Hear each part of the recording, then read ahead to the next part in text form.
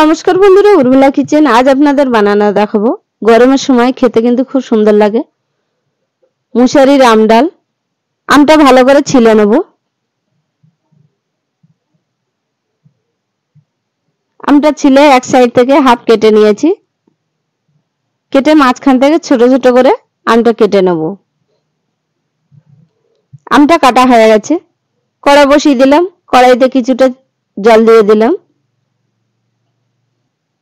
এক বাটি মুসারি ডাল দিয়ে দিলাম। লবণ দিলাম, হলুদ দিলাম, দিয়ে ডালটা একটু ফুটিয়ে নিয়েছি। কেটে রাখা আমগুলো দিয়ে দেব। ডালটা সেদ্ধ হয়ে গেছে দেখুন। একটু নেড়ে দিলাম। নেড়ে জল দিয়ে দেবো। জল দিয়ে আর একটু ফুটিয়ে নিয়ে ডালটা লাবিয়ে নেব। লাবানো হয়ে গেছে। কড়াইতে তেল দিয়ে দিলাম। হাফ চামচ 5 ফোড়ন দিয়ে দিলাম। দিয়ে একটু নেড়ে দিলাম। কেটে রাখা কাঁচা লঙ্কা দিয়ে দিলাম।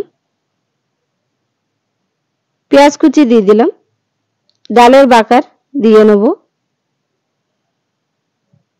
পেঁয়াজটা ভাজতে থাকবো। দুটো তেজপাতা দিয়ে দিলাম। দিয়ে আর একটু নেড়ে দিলাম। পেঁয়াজটা ভাজা হয়ে গেছে। ডালগুলো দিয়ে দেব।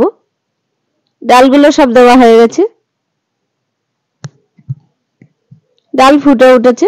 ডাল হয়ে গেছে। একটা পাত্রে পরিবেশন করলাম। আপনাদের ভালো লাগলে কমেন্ট, শেয়ার, লাইক, সাবস্ক্রাইব করবেন।